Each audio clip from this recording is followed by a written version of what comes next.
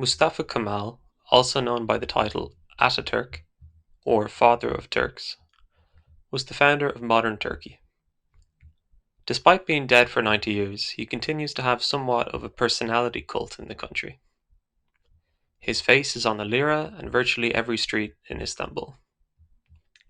However, he does have his critics. His forced secularism embittered many practicing Muslims, who continue to have mixed opinions on his legacy.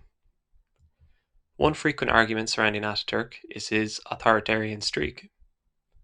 Some say he was a dictator, others that he was simply a strong leader. So, who is correct? According to the Turkish historian Erik Zurcher, even before Turkey's independence in 1923, Ataturk was consolidating his position as the leader of the nationalist movement. Quote, "As we have seen, Mustafa Kemal had started to consolidate his political position even before the independence war had come to an end. The means he had employed were a change in the high treason law, the dissolution of the assembly and tightly controlled elections, the creation of a new political party. This process of consolidation, of gathering power in the hands of Mustafa Kemal and an assembly and party that were both under his complete control, continued after the coming of peace." Then, between independence in 1923 and 1927, Turkey formally became a republic, and the emergence of a one-party state continued. In 1925, when the Kurdish minority revolted against his rule, Ataturk passed the law on the Maintenance of Order Bill. Zurcher writes that from the passing of this law, quote, "Turkey's government was an authoritarian one-party regime, and not to put too fine a point on it, a dictatorship. The tribunal established in 1925 was used to silence all opposition. To all intents and purposes, the Republican People's Party had established a power monopoly, and at the Party Congress of 1931, Turkey's political system was officially declared to be that of a one-party state." In many ways, Ataturk's dictatorship mirrored that of contemporary European states, such as Franco in Spain or Mussolini in Italy.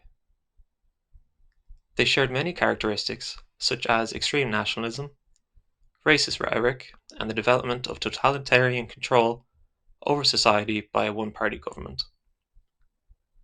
However, they also had stark differences.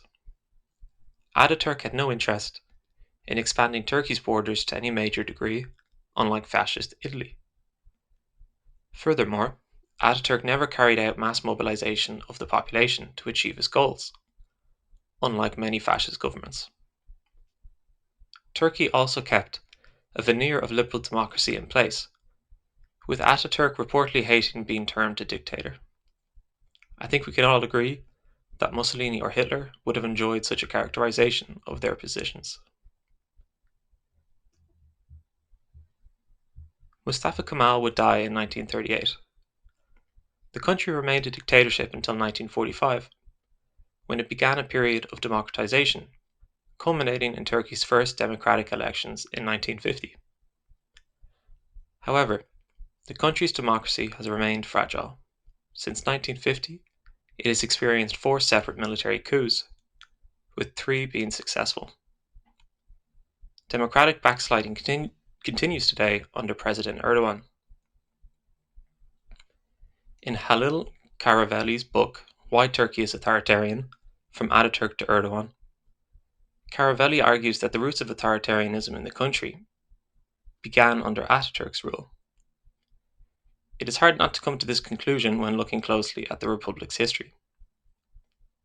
Authoritarian rule is more common in Turkey's story than democratic rule. Even before independence, Ataturk was laying the groundwork for a dictatorship, which he considered necessary.